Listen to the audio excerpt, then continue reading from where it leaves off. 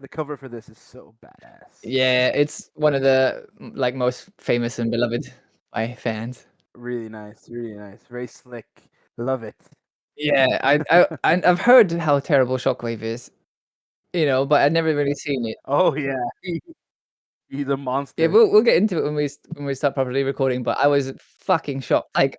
Well, what? This is issue 5. I'm wondering how long Megatron is gonna be able to even keep charge of the Decepticons because Shockwave's a fucking monster. He is scary as sin, dude. Yeah. It's hard to decide who you would want to follow the rule if they give you orders Oh, between the shit. two. Yeah. Yeah, no, that's not ending well for anybody. Jeez.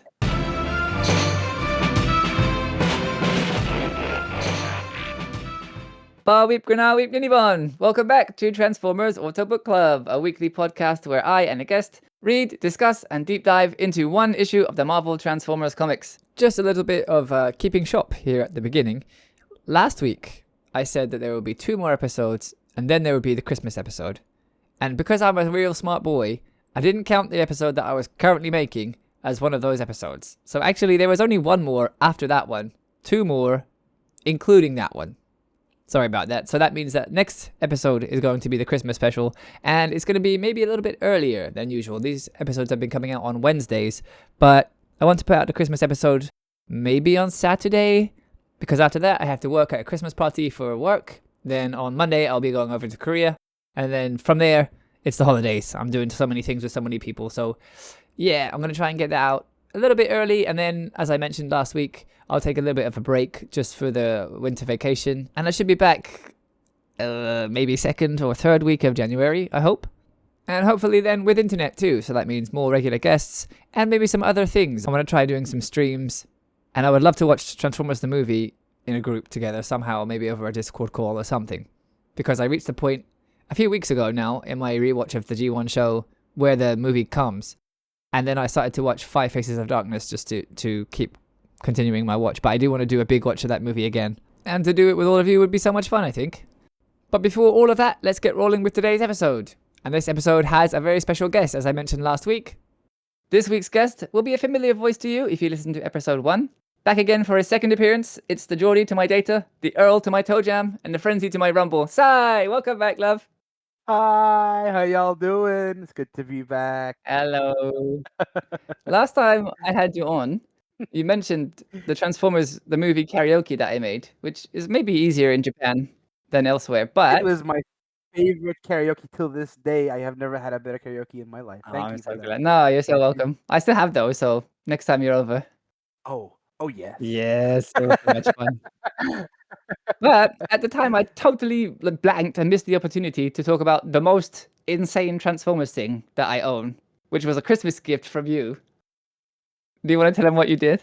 Well, yeah. So a few years back, there was the Abu Dhabi Comic Convention. It happens every year around April time in Abu Dhabi. It's quite big for a convention in the Middle East. I think it's one of the biggest conventions, in my opinion, in the Middle East, and they get some seriously cool guests.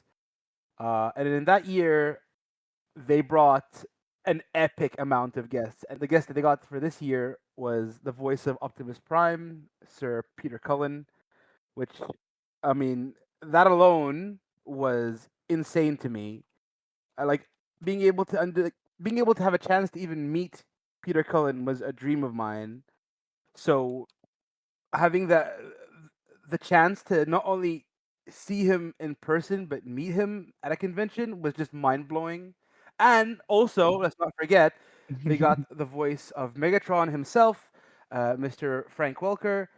Also, both of them were attending that Comic Con as guests, and it was so insane to me that I had to book a ticket, a VIP ticket. I had to fly over there. And for your Christmas gift, I had each of them sign a beautiful piece of art of Megatron, Optimus fighting one another. And each one signed this lovely piece of art for you and the little message as well. And I decided to keep it a secret because it was such a cool thing. And I brought it all the way back to Japan, gave it to you for Christmas. That's an insane thing. It's fucking amazing. So I wanted to ask you about that. How was it meeting both of them? Wow, man. Listen, aside from the fact that I cried like a little girl, Actually, I've known you for 22 years. I have not seen you cry once. that I couldn't resist because they're so sweet, they're so friendly, They are. They look so lovely in all the Q&A videos and stuff I've seen of them.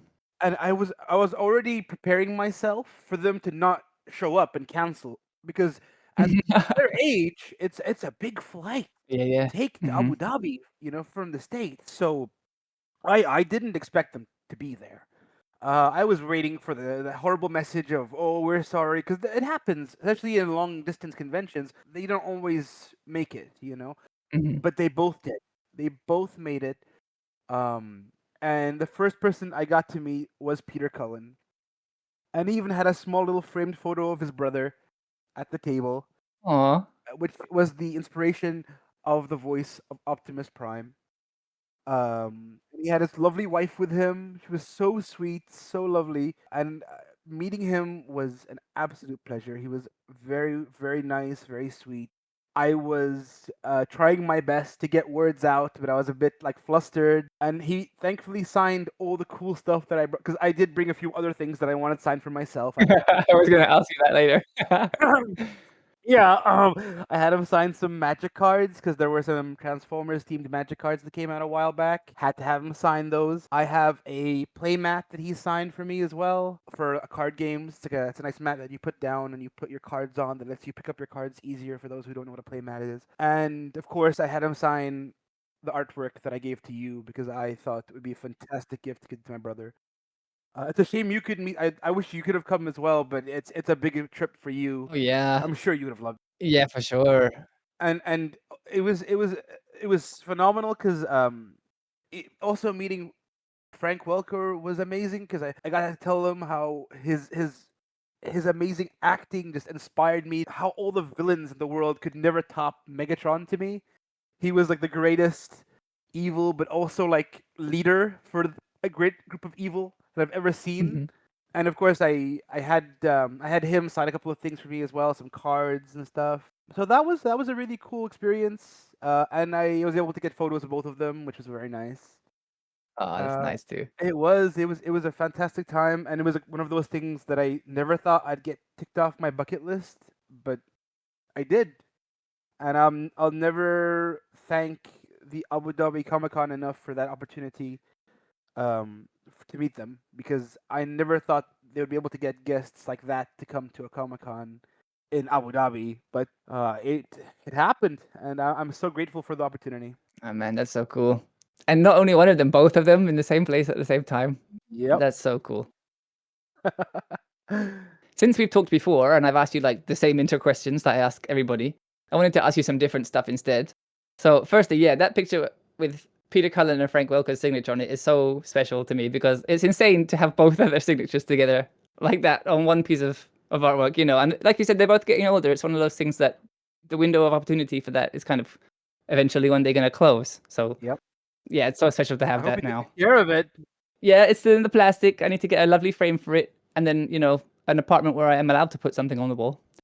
But yeah, it's still in the protective plastic, and I'm a little scared to take it out. Actually, Frank's signature is in purple, which is a really neat little touch. And yeah, Peter wrote a short message too. I wanted Frank Welker to write you a message on there, but his manager wasn't allowing personal messages, Ah, just signature. So it was sad. But I'll take what I can get. Peter wrote such a nice one too. You'd have to get like a bad one from Frank. You're right. I was gonna have him say, "I'll rip out your optics." That's what I wanted him to Oh, write that's to you. I awesome. literally had because you have to write down the message in a little sticky note and give to them, Uh-huh. right? In capital Yeah. letters, so they can write it for you. And as soon as I Uh-huh. gave him the sticky note, he was like, "No, I'm sorry. I only sign. I do apologize." And I'm like, "Oh, that's fine. I'm just really grateful for the Aw. opportunity, the chance to meet you. You're fantastic." So yeah. The one thing that I didn't want to tell you about. This is gonna be an exclusive for the show. That I'm gonna have Ooh. to be honest for everyone else that Oh, I okay.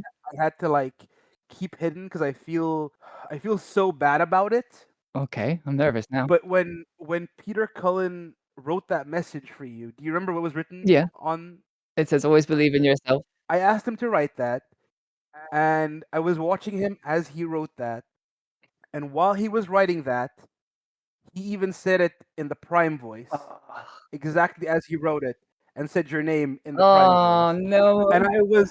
I was not expecting that to happen at all. So I wasn't like pulling a camera out in his Right. face or You're anything to like, can you record. do that again? You know, I was like so shocked that I stood there like dumbfounded at how he still sounded as Yeah, cool. right. 'Cause I didn't want to be like, do the voice, like I Yeah. didn't want to keep badgering him.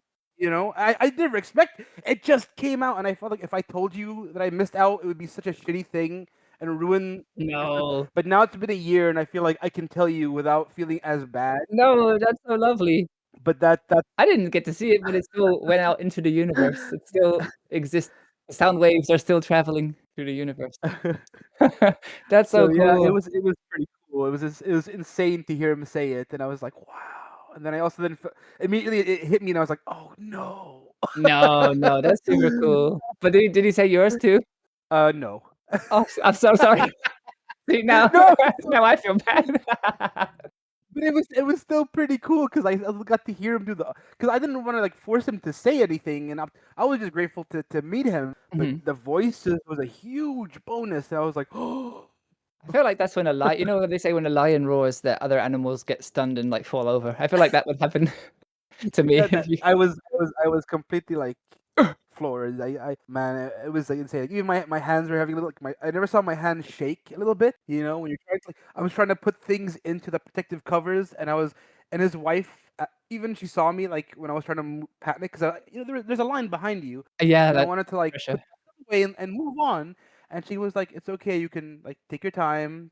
And I'm like, "Thank you." I'm a little like shaky and Oh, like from meeting, but it was an amazing opportunity to see him and meet him, and then thankfully we were able to get this fantastic gift that I was able to give you. yeah, that's so awesome. Thank you so much. I really, really appreciate that. You deserve it. Aw. So besides the stuff that you got signed, though, I wanted to ask you what is the other coolest Transformers stuff that you have? Because I've known you for a long time, and you've been a Transformers fan for all that time, but I've never been. I mean, because our friendship is a bit of a weird one. We've met in like mutual places that neither of us live a lot of the time. So It's true. I It's had never true. been to your house. I've never seen your cave yet. I'll put a yet there, but I don't know Yeah. what the coolest thing you have is. So what's your like favorite Transformers thing that you have? My most prized possession is actually so hard to find these days. But I've got a replica Matrix of Leadership. Oh, I want one of those. It comes in a box and it's numbered. Oh, oh, Um, and I got this so many years ago. And I can't remember where I bought it anymore because it was a site, and I try to tell friends about it, and it's even harder to find on eBay. hmm. But I'm sure if you do check on eBay, you'll probably hopefully find it. Other than all the stuff that someone's made in 3D printing, Oh but this yeah. is a legit, amazing, high quality matrix of leadership that lights up and has the key to Vector Sigma. Oh, that's really cool. Where do you keep it? It's on the very top of my shelf, but it's still in the box. I haven't. I kept it sealed Uh-huh. just because I don't like. I feel like this is something that is like a prized possession of mine, and I keep it. It even has like the original like wrapping it was in. Oh, the plastic. Yeah, actually, while looking on eBay real quick, I've actually found one for sale. I'm just gonna like send it to you so that you have a visual aid so you can see what it looks like. All right, I'll put Um, it up on the screen too. but it's basically so beautiful that even the box itself, when you see it in this photo that I'm gonna send you, um, this box looks like a piece of art. You know, everything about it looks phenomenal to me and breathtaking to me. And I know that some people they cherish like official toys, they cherish soundtracks, stuff like that. But for me, this was one of the things that I loved more than anything, and to be able to get something like this um, blew my mind. Like absolutely blew It's my really mind. lovely. That's really nicely made. And that price tag. It Oh, it, it, it wasn't worth that much when I got it. I tell you what. but I'll tell you what.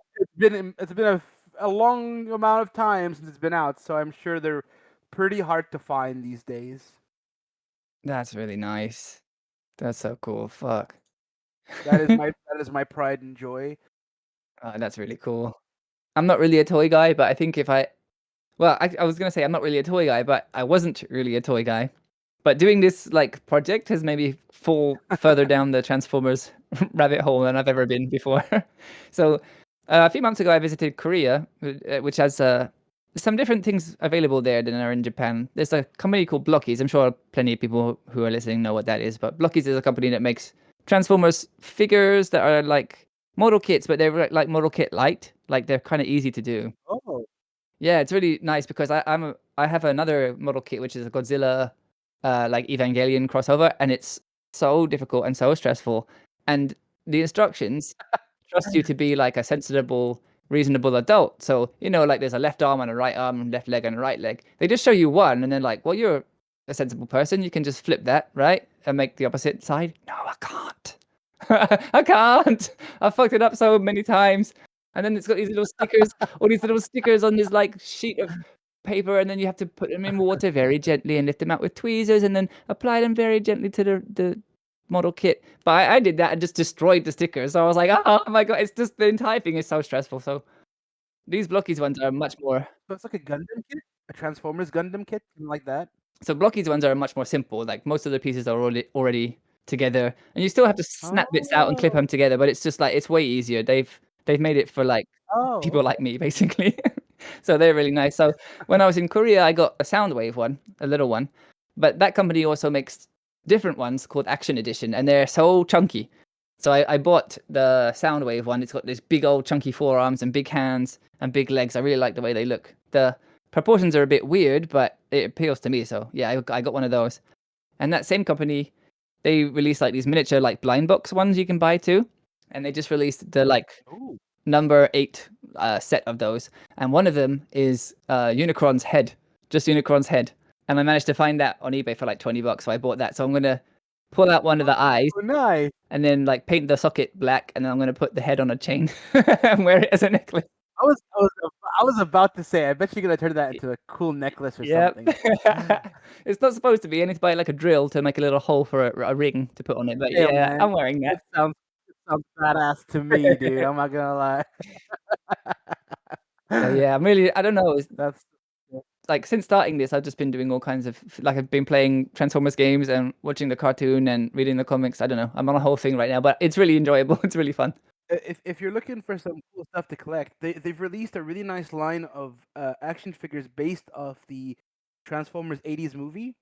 Oh yeah, I Like saw an RC one of those.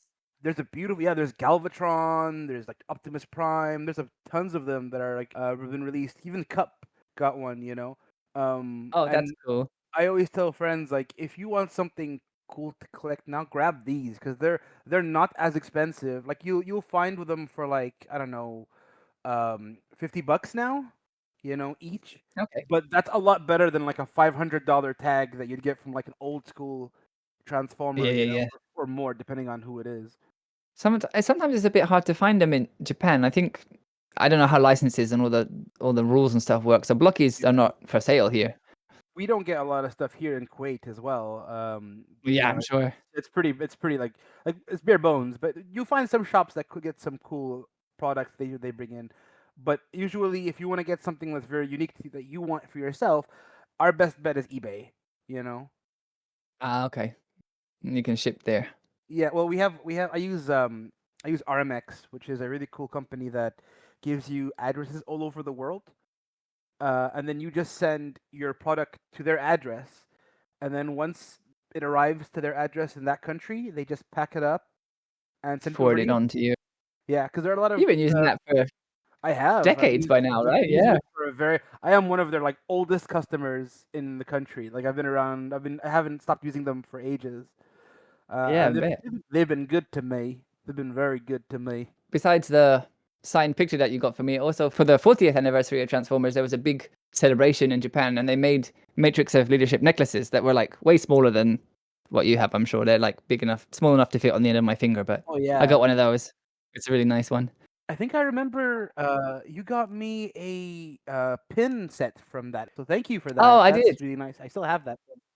It's lovely. Yeah, you're welcome. For some reason, the big thing they were trying to sell, like it was a big deal, was the crate, and it was just an empty crate with like a Transformers like theme on it. I don't know why it was so expensive, and they were like, "Yeah, this is the limited thing for this event." It was like an empty plastic crate. I was like, "Well, okay, that's cool, I guess." Oh. Yeah, it was weird. They had like stuff that turns your bathwater into energon. I almost bought that. Turns your bathwater like bright purple, but I thought like maybe it will stay That in the sounds bath. good. Another question for you. I have a feeling I might know the answer to Hmm. this, but if you had to pick based purely on which is cooler and which has more of your favorites, morality aside, are you Team Autobot or Team Decepticon? Decepticons, I'm sorry. Yeah, I knew it. I mean, of course, your like online avatar since I've known you has been a Decepticon symbol, so I kind of had an inkling. I know everyone used to like be shocked because they're like, you seem like a guy who would love the Autobots. And as much as I do think they're pretty cool, the Decepticons are far cooler in my eyes. I got one more. This is another good one. I've been asking Mm, everybody who comes on about the movie, and everybody so far has been a huge fan and had favorite lines and all that kind of stuff. It just makes me so happy because I love that movie. But mm. I haven't even talked about the soundtrack with anybody yet. So on that whole soundtrack, do you have one favorite? Yes. One? Oh my Yeah, I God, know. And because there's no. only like 10 or 12, so if I ask you to Oh, pick which ones are your favorite, it's like the whole thing, right? okay, like it's Dare by Stan Bush. Like that's the first, Oh, right? uh-huh. And the and then of course it's so hard. I know it's an evil question. Yeah, it is. Um, Instruments of Destruction. Oh, it's my favorite Instruments of too. Destruction is insane. Yeah, It's so good. that's my favorite track too. Like the rest are all awesome. Like it's hard to pick one. It's like here's a pile of diamonds. Which one is your favorite diamond? But for some reason, yeah, Instruments of Destruction really hits me too. It's that scream he does at the end. Oh yeah, yeah, yeah. The 80s like roar. Those tracks, man, they made my brain feel good. Yeah, I don't know what else to explain it. there's something about like being tired on a weekday morning, and then for me, it's like I get off the train and there's like a short street I have to walk up to get to where I work. And if I'm tired and I'm feeling like, oh, I'm not really ready for the day, I'll put on like the Touch or Dare. Yeah. I get myself pumped up, and sometimes I even run down the street. You got the duh! I feel like, I'm doing like a jump with my fist in the air. Yeah! Gotta get pumped up for the day. Yeah, the whole soundtrack is amazing, and then the score even too, like, not even just the soundtrack, but the score is fantastic. Yes. The very beginning when the movie starts and you hear uh Unicron's theme, you know when it starts to kick on dum dum dum dum dum and like it starts to build up. Just that alone, you just start to see like the grandeur of this villain coming into this planet and just devastating it, you know? It's Yeah. phenomenal. One of my favorite movies of all. So well done. Yeah, for sure. And I had an idea, I don't know if I'll put this in, maybe I'll edit this out, but like I was saying to you earlier, I might end up traveling around a bunch in a few years, and I looked Hope you into come visit me. how much it costs. Huh? How to become a lizard? No, I hope Huh? you come visit me. I need Oh, yeah, to for travel a sure. little longer. Yeah. Oh, don't worry, that was on the top of my list. But I looked into how much it costs to rent the Prince Charlie, Oh my and it's good. only like 1,000. So if this reaches enough people, I think it might be worth it to like kickstart a screening of Transformers the movie at the Prince Charlie because I've never seen Ooh, it on the big spicy. screen. How amazing would that be? I like this idea of yours. I mean, let's wait in the future, and like it's a big if, but yeah, I would love to do that. Even if I can get the word out some other way that there's a Kickstarter for that because it's like £1,000 to rent it for the afternoon, and it has like 300 seats. So if you divide that, Like I can't do the math off the top of my head, but that's not that bad. No, not really. But yeah, I guess if you could find, I'm not sure if Kickstarter will allow you to do that at their platform, but there's other platforms that will Oh, happily. like GoFundMe or Yeah, whatever. GoFundMe I think should be able to maybe handle that. Again, I'm not 100%.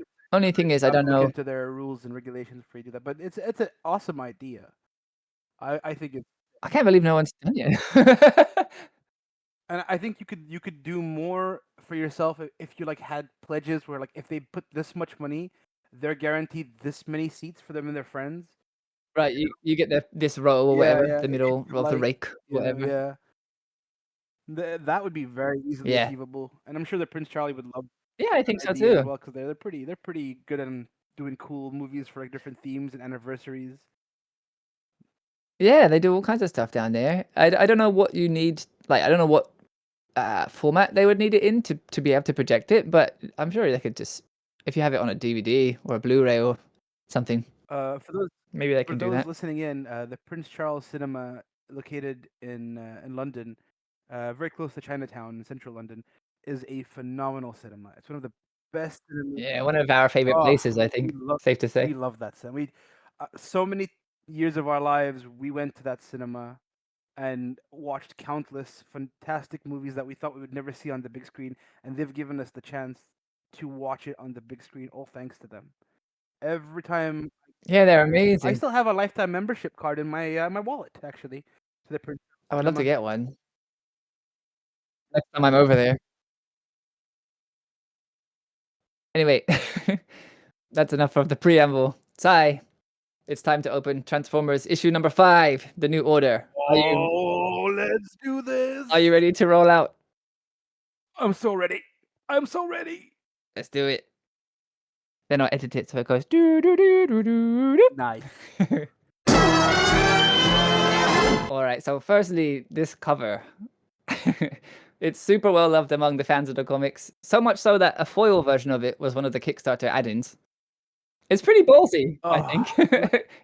dude, it's so thick. Just look at the chrome finish on Shockwave. Yeah, he's all shiny on his legs and stuff there. Wow. My God. Yeah, it definitely grabs your attention. It makes you want to read it to find out what on earth is going on. If I saw this like as a kid or like like a teenager on a comic book shelf, I'd be like, wow, this is art. This is pure art. I have to have this. He looks so menacing there on the front. He's all bulky and he's got like a smoking gun on one arm. I think he's just used that like a laser to etch that Yeah. "Are all dead" on the wall. And it's like he's looking at you like you're next. Yeah, I get that vibe from him. You're slowly like, oh, turning to the camera. Yeah, oh no. look at his massive fist there clenched as well. It reminds me of that Arthur meme. Yeah. Oh my god, that's so funny. I wonder if you can make that with that hand. That would be hilarious. A slap an edit of his hand That's next so to funny. That's hilarious. Um, it. but yeah, I found something interesting about this cover on the wiki. Ooh, tell me. Hasbro initially thought that the cover was too scary, and they rejected it because they were worried. Quote, "The kids will stop Oh buying my. the toys if they think all the Transformers are dead." That's what their logic was there. But somebody at Marvel had a contact at Hasbro, and he stepped in and he fought for the cover, and he told them, "This is one of the best covers like you've ever done." So he argued the case for this comic cover to be kept. And the person who did that was Christopher Priest, who's so famous for writing comics. He made Black Panther cool again in the 90s, and he added so much to like Wakanda's lore and stuff. Wow. Yeah, so really cool little connection between Transformers and like Black Panther. I would never have expected that. It's another instance of a person from Marvel, but this time a real person making their way into Transformers somehow. I'm really glad that he intervened, because this is just wonderful. Like, it's such a cool cover. I would like if I could get this like framed on my wall. I would put it on my wall immediately. In fact, I'm gonna look up to see I if was I about can to say, find an you issue of probably this on could. eBay. You know, I'm gonna go have a look after this is done shooting. We're done recording, and I'm gonna have a little look see because I like it a lot. Yeah, it's really cool. It's really striking. Usually I do a recap at the start of the issue, just in case anyone needs a refresher and to kind of lay out where we left off. But I don't need to do it this time because Megatron's going to do a big recap info dump later on. I wonder if they expected an influx of new readers now that the series feels more worth getting into, because previously it was supposed to end at issue 4 and now it's not.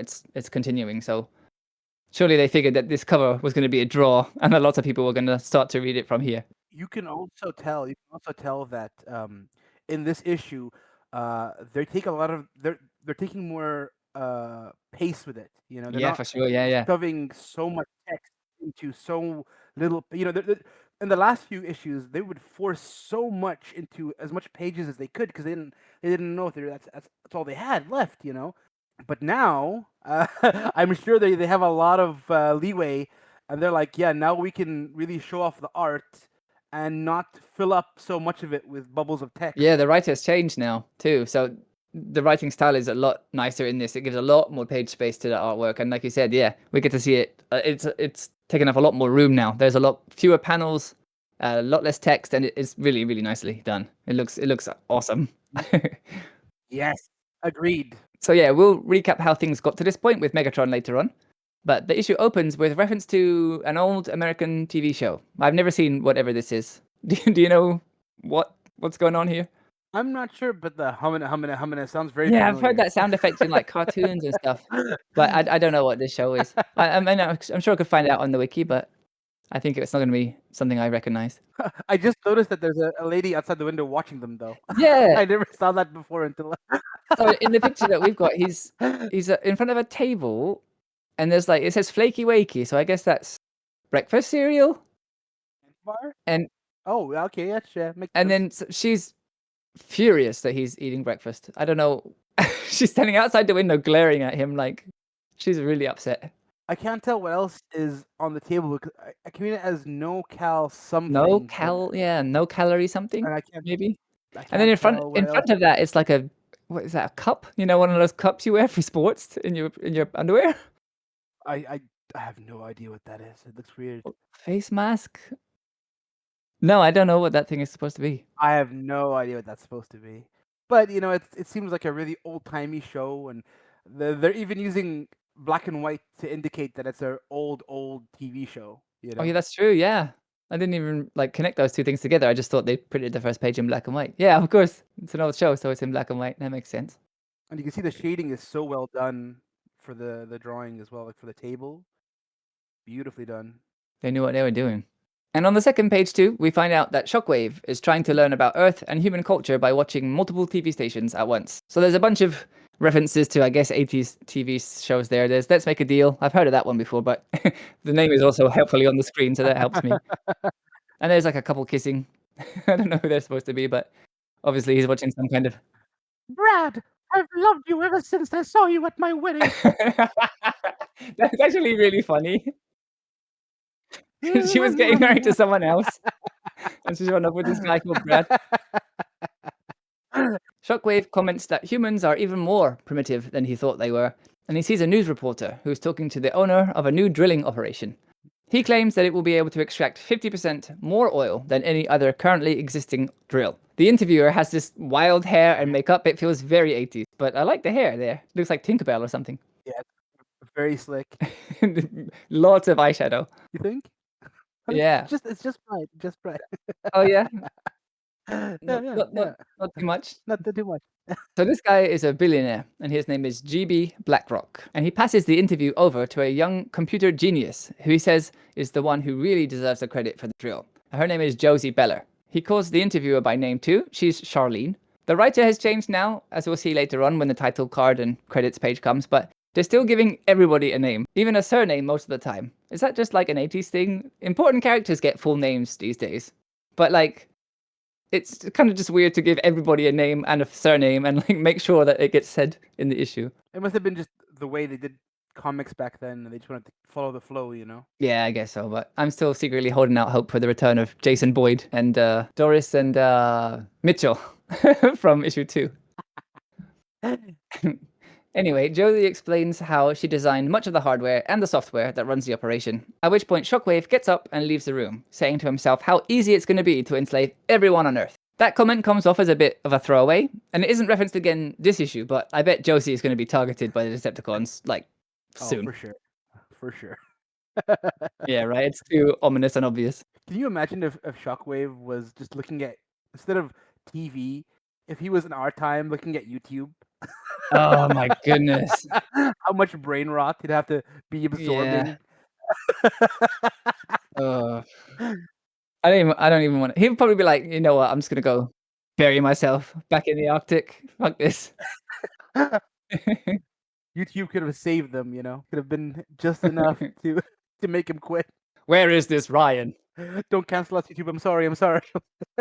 Yeah, right. Speaking of which, go. So next is a double-page spread that, I'm not kidding, made me shout out loud when I saw it. There's more Transformers media that I haven't seen than stuff I have, like, easily. So I'm by no means an expert. I've seen a bunch though, so I'll run through some things for a moment, and you'll see why. Transformers the movie, right, is infamous for being harsh on the characters, and Daniel Warren Johnson's series hasn't shied away from really hurting or even outright killing characters either. At one point, Megatron healed Starscream just so we could wait on him and beat him up again, and then order him to execution style kill Astro Train. Transformers 1 has someone being lifted up in the air and pulled apart, pulled in half. Wow. And still, above all these things, this is by far the most shocking and dark thing I have ever seen in any piece of Transformers media so far. I genuinely was so shocked and surprised by this that I yelled. Shockwave walks through the Ark, through a hallway full of the dead Autobots, strung and hanging upside down from the ceiling. I was not fucking prepared for that. I've never seen anything like this. And they're being hanged if you guys have seen the Predator movies, when the Predator kills someone and hangs them upside down, dangling, it's almost the exact same style. Yeah, they're strung up, hanging upside down from the ceiling. They've got oil splatters across them, and it looks like blood. It's like a meat locker or a charnel house or something. Was not expecting this at all. I know they're robots, right? So it's okay. Nobody's actually hurt, but it's so grisly. It's just so such a horror movie, visceral image to me. I think they wanted to really show the readers how brutal Shockwave is, you know? Mission accomplished. They need to really, really put the hammer to the nail here. And this shot, this will show you how brutal and terrifying Shockwave is. Yeah, for sure. And as horrified as I was, seeing this for the first time, I did try and make it into a desktop wallpaper immediately afterwards. Had Amazing, just such an amazing. impact on me. I was like, oh my god! I know they do this kind of thing with robots because it's okay for kids to see robots get hurt because they'll be fine. So I guess if you were a child reading this, you wouldn't see it the way that I'm seeing it. But reading it as an adult, I'm like, oh my goodness, I can't believe they did this. It is shocking, but damn, does it leave a sick scene for you to take in. Yeah. The worst one is Ironhide, though. His legs are gone, and he's hanging by just a cable from the bottom of his torso. His intestines have been pulled out. His arm is gone too. Yeah, one of his arms One of is his gone. arms. There's all wires coming out of that too. There's a big black splash across his chest. For all the childhood trauma I heard about from Transformers the movie giving to people, I'm just shocked I've never heard anyone even mention this. Have you seen this before? You read this? They're too scared. They're too scared to probably bring it up because they're pretty been scarred from this Yeah, themselves. they suppressed it. But how about for you when you read this? Were you as shocked as I was? For me, I was pretty shocked. I remember hearing how brutal and cold Shockwave is, you know. But this really knocked the ball into the park for me. Yeah, me too. I was flabbergasted when I saw it. So yeah, after that initial reaction that I had, I did kind of think, well, they're robots, and we've already seen gears get destroyed and very quickly fixed. It's really not as bad as it looks, but that's exactly the thing, really. It looks really, really bad, like horror movie level bad. Yep. Shockwave reaches the end of the hall and enters another room, throwing open the double doors and still talking to himself about how conquering Earth will have to wait because right now he needs to focus on repairing Thundercracker, Starscream, Ravage, Buzzsaw, and Laserbeak. He says things are progressing well and that they're steadily being repaired from the injuries they sustained under the former leadership of, and dramatically he turns to face and says, Megatron, who he continues on to say should reach consciousness, though not full repair, just about now. It's pretty cool that you can see this energy beam somewhat healing and repairing them because I always thought that they would need some sort of like medical droids fixing them, but it looks like just pumping energy into them alone somehow repairs them. Yeah, they're all just standing there, but their eyes are all white. And there's like sparks kind of looking stuff coming off of them. They're all getting recharged. And like we were mentioning before, Yeah. this page has only 3 panels. So we've got lots of space for the artwork to really show its stuff. Yeah. I love it. Like I personally, as much as I understood that they didn't have enough space and they enough time, so they had to fill in a lot of space with text. I enjoy this a lot more because I get to really appreciate the art more instead of seeing like walls of text. Yeah, I always say that about comics too. Like it's a visual medium, and you can just show me. You don't have to write down and explain everything. Just let me see it. Which in the 80s they didn't do quite so much, but they're really doing it now. I was really impressed actually that Yeah. how Sure. how much they're doing it in this comic, and it looks great. I couldn't agree more. Couldn't agree more. Then we get to the title page, which is a full page, a whole page spread of Megatron being kind of bound and repaired by tubes and wires. Megatron is awake and says, "Remind me to thank you later, but the Decepticons must come back under my leadership." Shockwave tells him that he needs to understand that the Autobot corpses all over the place are there because he put them there, and the Decepticons who were damaged because of Megatron. The Autobots were sure to win until he intervened, and all that is thanks to Megatron's poor leadership. Therefore, logic dictates that Shockwave should remain in control. And then down here at the bottom there are the credits. Yeah, we can see now that a lot has changed from the initial 4 issues. Bob Budiansky, who was the former editor of the comic, is now writing it. And yeah, in my notes it says, I don't know about you, but I could tell from the start we had someone else writing this issue. So there's still quite a lot of text, but there are far less panels. And we've just come from a double page spread to then a page with only 3 panels, and now a page that's just 1 image. I really like that. It's giving the art so much space. I like the new order in cat written right above Megatron. Looks so sick. Yeah, the title of the issue is A New Order, and it's kind of angled in a way that makes it look like it's 3D. It's really cool. Very cool. Yeah, very cool. I love it. A new name here, we've got Alan Kupperberg on the art now. Though I must admit, you could have told me it was Springer from the previous issues, and I'd believe you. It doesn't look vastly different to me. But Neil Yomtov is still on the colors, so that might be why it looks generally the same. Did you notice any difference, like major differences in the art from the last time? Oh yeah, for sure. Like the facial expressions that you see on Megatron right now seems a lot more crisp, in my opinion. Ah, yeah, he looks really stern there. I'd be pretty mad too. But he's being repaired, so as long as he just plays along, I'm sure he has plans for Shockwave. Yeah, that sounds like Megatron. He doesn't relinquish command that easily. We got a new letterer too, Rick Parker, keeping everything uniform with how it had been previously. And the new editor is Jim Owsley. And Jim Shooter is still the editor-in-chief at Marvel. I'm not sure if that's going to change Awesome. before the comic ends, actually. I'm not sure how long he was there during this period, but he's still there. Shockwave has a nice line here. He says, "You will explain now how you permitted our position to deteriorate so drastically, Megatron." And Megatron doesn't even resist him for a second, which is saying something after how much he was throwing his weight around last issue. In issue 1, he was commenting on Shockwave being missing. He called him one of their mightiest, and right now he's only barely functional. So it makes sense for him to bend the knee right now, but Megatron submitting is something that I didn't expect to see, especially this early on. For sure. You know what really helped Shockwave to come off as scary? He's the only Transformer I can think of without any kind of face. He has no facial expressions, no eyes, just that yellow light in the middle. It adds just this little bit of coldness and distance to him, I think. Yeah, they take away his humanity they try to give them with faces, and you just get the cold machine. Yeah, it works really well. And here's Megatron's big info dump sum up of everything so far. So he explains how the war between The flashback scene from Wayne's World.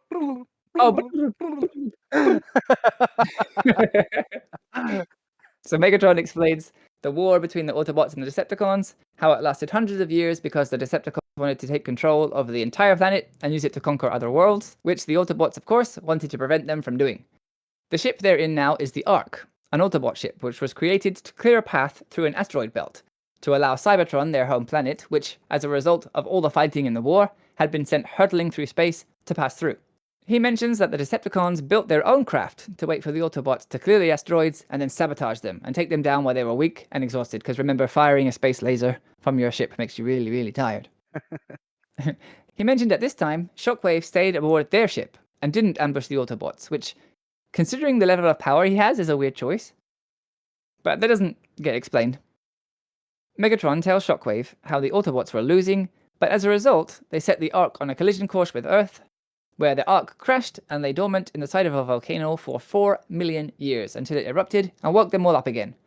He explains the Decepticon fortress, which I don't think Shockwave has even seen yet, and that it was constructed from a power plant they initially planned to use for extracting energy, until they realized that they didn't know how to get usable fuel for themselves from that. So yeah, all stuff we've heard before, but Megatron's just doing a big recap because they knew people were going to pick this issue up.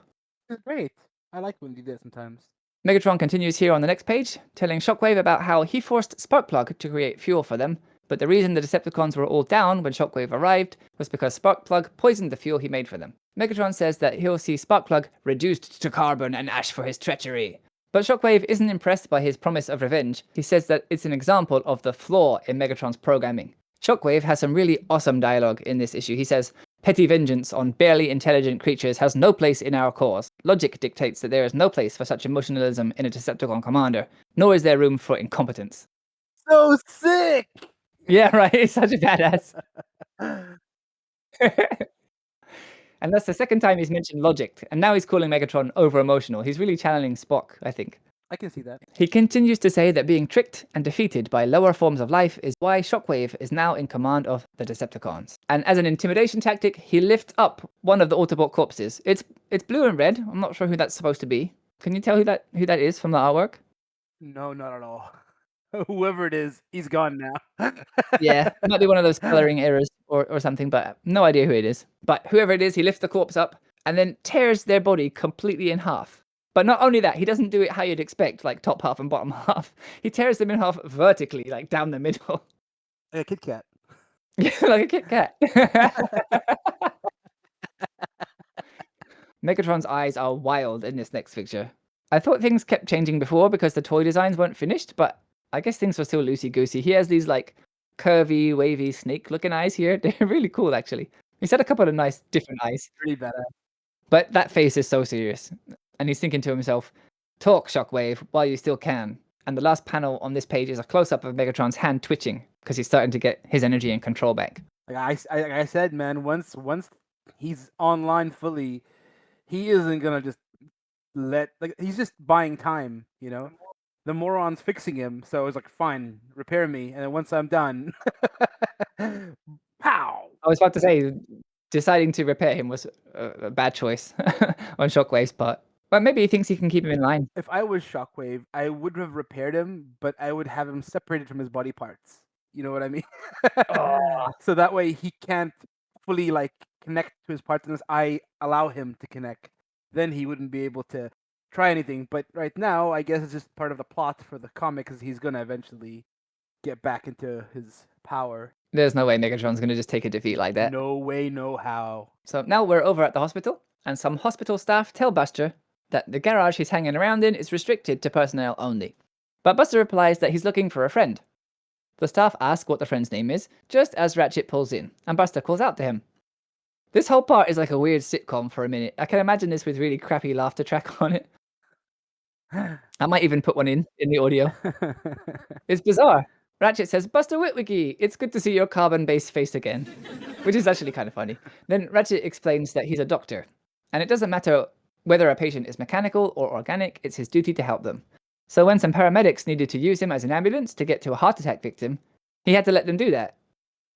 Buster says that it's okay, while the two hospital staff are looking around, being all clueless and asking who said that. Ratchet says, as it turned out, the caller only had what is known as severe heartburn, an overdose of hot mustard according to my human medical colleagues. What kind of medical disorder is that? And Buster says he'll explain later, but that he has some good news to share with Ratchet. One of the guys behind Buster is pulling a super weird face in this panel, like he's the most confused he's ever been in his whole life. Ooh! His eyebrows are trying to achieve orbit or something. I like his blue hair though. And yeah, you're right. He's got a pout going on and blue hair. Yeah, he's extremely confused. Buster tells Ratchet... Look at that face.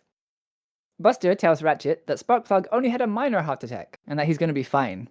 While the two guys keep searching around for a tape recorder, they're like convinced that somebody's playing a prank.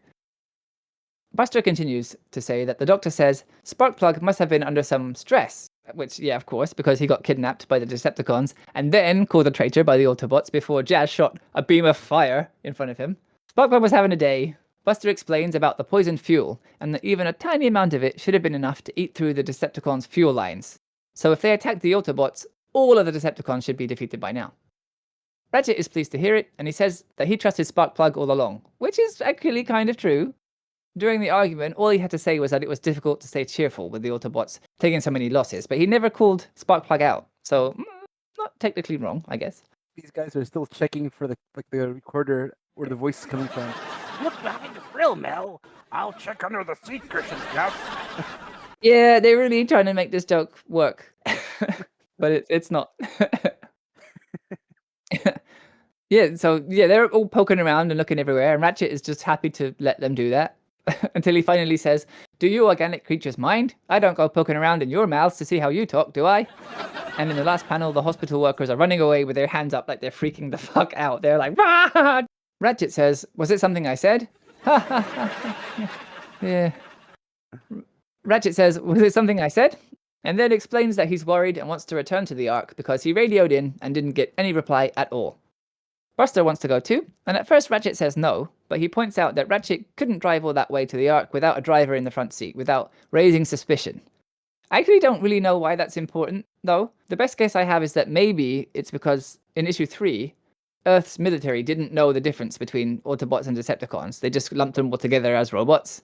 Yeah. So maybe they don't want to get into any trouble.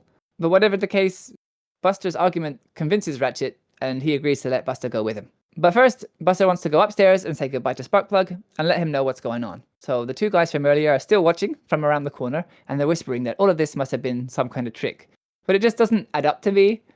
Like, Ratchet and Buster are worried about being suspicious for a driverless ambulance, like driving around on the roads. But they're cool with, like, 5 people. There were 5 people in the panel earlier. We couldn't tell who they were. If we assume that one is Buster, then the other 4 must have all seen Buster just talking to an ambulance, which talked back and addressed them directly. So, do they care about people knowing he's a robot, or don't they care about people knowing he's a robot? I don't know what's going on here. Buster asks Sparkplug how he's feeling, and Sparkplug says that he's doing well and should be out in a couple of days. Buster tells him that he's going to go to the Ark with Ratchet, but Sparkplug says, "I know they're your friends, but there's a civil war happening between giant robots. I don't think you should be involved in that. So promise me you'll go, say your goodbyes, and have nothing more to do with them. You're all I've got, son." And Buster, like, tearfully promises that he'll go and do that.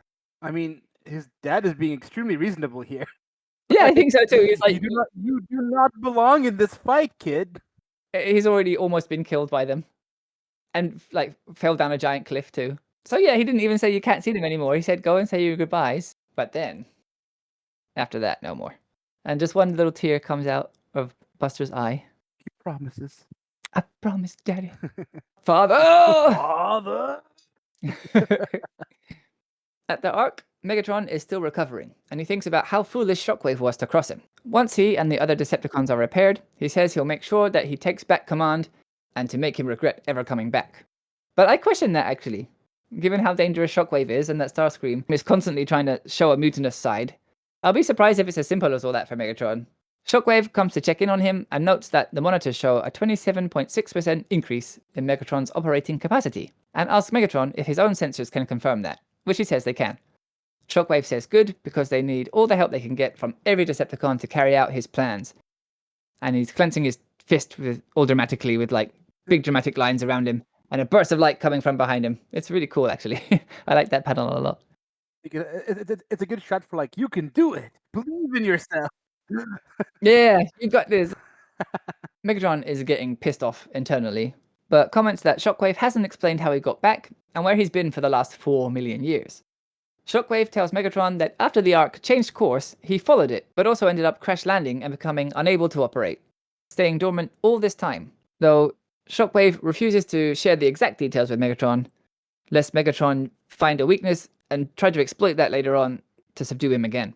Megatron in his thoughts agrees that yes, that's exactly what he had planned to do with that information. My theory in this is that because Shockwave arrived when they arrived back ages ago, right? Yeah. And the Ark had crashed, so they were already knocked out from the crash. So he flew in before the Ark had crashed, and he got out. And I like to believe, if we look back to the Beast Wars series, back when they crash landed onto Earth, the energon was so pure back then that it could knock you out. It could overdrive, like you could get overloaded by the energy. And I Oh, feel like okay. that's what could have happened to Shockwave back then. And that's why he's so strong? Maybe. Oh, maybe. Megatron, in his thoughts, agrees that that is exactly what he had planned to do with the information, and that he's not going to stop trying to find out exactly what put Shockwave out of commission for such a long time. So they leave that thread dangling there. Like you said, it might be resolved later. Another full-page spread this time. These are so great. I like that we're getting so many of these this issue. I want more. I want more of this. I love this. Yeah, you get to see all of Shockwave there, standing in the middle. Shockwave tells Megatron that he should be more concerned with what's going on now, which is that Skywarp, Rumble, Frenzy, and Soundwave are now all fully operational, and that they're busy getting the Autobot corpses prepared. Megatron asks, prepared for what? And there's something unfortunate in the background, which is Prime's legs are visible there behind Shockwave, and his is the only corpse that's smoking, and the smoke is coming entirely from Prime's crotch. Big shot. So I don't know what's been going on, but his pelvis is cracked too. It's all very suggestive and suspicious. Shockwave explains that the Autobots are to be broken down and used for parts to repair Decepticons. And Megatron laughs, ha! My arch foe, reduced to a supply shed. Yeah, or like a drill dough. Oh my god.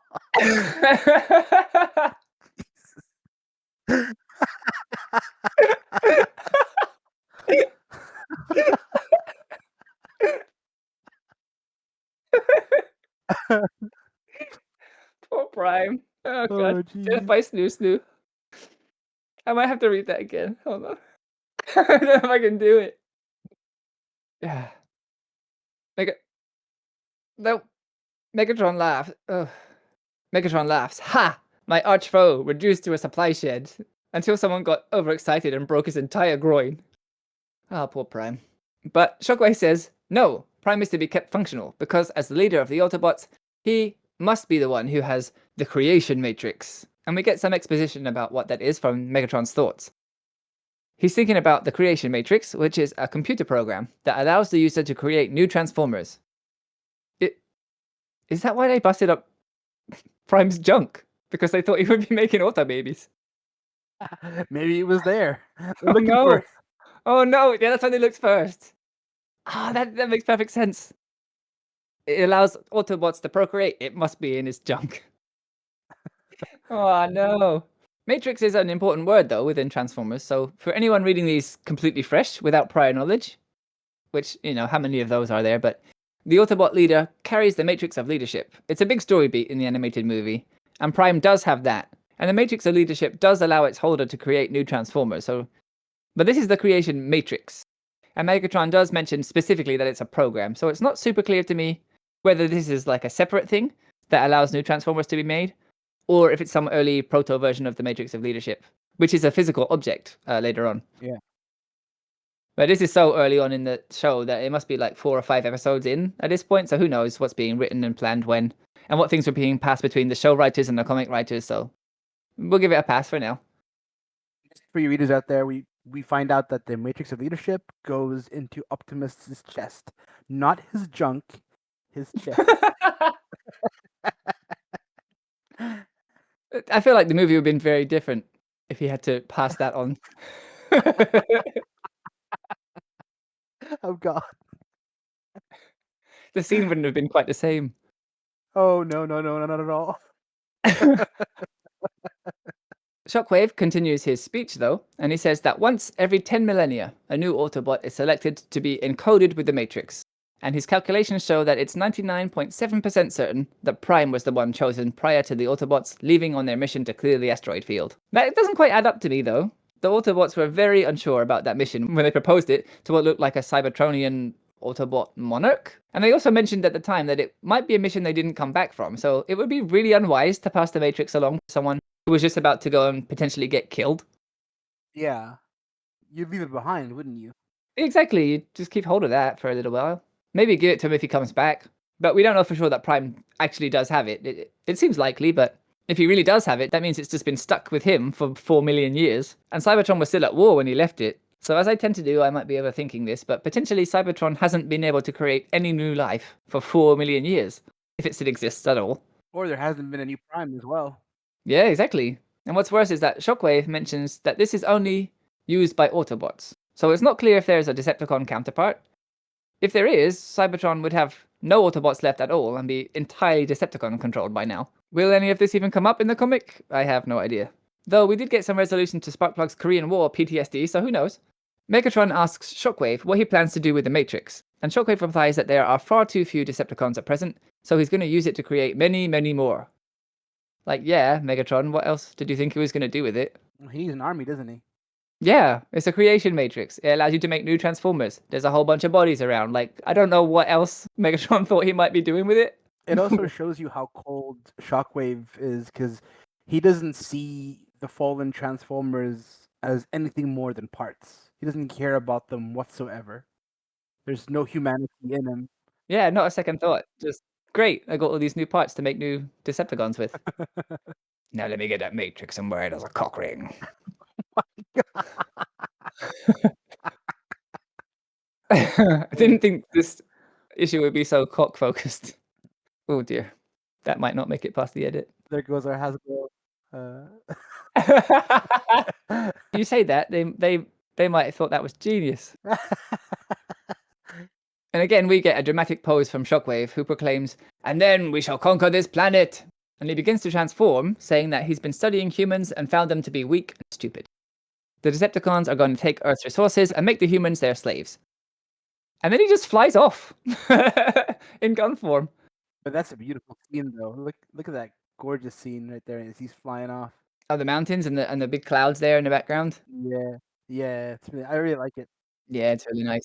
Not even Megatron is a weapon who can move on his own. He has to have someone pick him up, right? Like, and use him as a gun. Yeah. Shockwave is the only Decepticon I know who can fly around as a gun, like just a gun. That's pretty wild. His space gun mode. Space gun. Megatron has that fusion cannon, but I don't think that's a stronger Shockwave in gun mode. And maybe I'm overthinking again, but the only thing Megatron even has on Shockwave is that he has some kind of emotion, so he can appeal to the other Decepticons in a way that Shockwave can't. Yeah. Since like Shockwave's all about cold logic, but it really seems like Shockwave should easily be able to overthrow Megatron. Like, and I haven't read these comics before. I think it's a safe guess that Megatron's going to remain the leader, and I'd be shocked if the comics like diverge that drastically from the show. But it just makes me curious to find out why on Earth Shockwave wouldn't just forcefully take over. I guess we'll see. Yeah, I guess so. Yeah, it just comes off as weird to me. He's much stronger, and then he also knows that there's Starscream who has always wanted to overthrow Megatron. It feels like you could easily start something, and maybe they will. Yeah, like you said, we will find out. There's another like sitcom section here, but this one is really cute actually. I like this part a lot. Buster tells Ratchet that when the paramedics were driving him before, they were going to an emergency, so they could just speed there. But now they're driving normally. He needs to be mindful of traffic laws. And Buster sees a red light and tells Ratchet to stop until it changes. And he does stop, but he starts talking to the traffic light and he says, "Listen, friend traffic signal, we're in a hurry, so if you could please turn green." And Buster says, "It can't hear you, Ratchet, it's only a machine." To which Ratchet replies, "I'm only a machine and I can hear you." The signal changes and Ratchet thanks it and says, "You see, Buster, you have to learn how to talk to people." It's creepy, but I thought it was cute. Do you think it actually hurt him, or do you think he just stood there long enough for it just changed and he presumed it hurt him? Nah, I think it's just a coincidence, but that would be a wild Yeah. plot line. Traffic signals had been sentient Autobots or something this whole time. Yeah, I think they might have just been trying to lighten the mood a bit because the rest of the issue has been pretty heavy and serious over with the Decepticons. Yeah, to add a little bit of comic relief, right? Yeah, it feels like they were trying to like cut you a little bit of a break. But now we're headed toward them with Buster and Ratchet, so they're approaching Mount St. Hilary and the Ark. Ratchet says he doesn't know what he'll do if the Autobots are injured, and that he's more of a medic than a fighter. Buster says he's sure that it's some technical problem with the radio or something. After all, the leader of the Autobots is Optimus Prime, and for some reason, he does like a fourth wall break and looks directly at the camera with his eyebrows all raised up.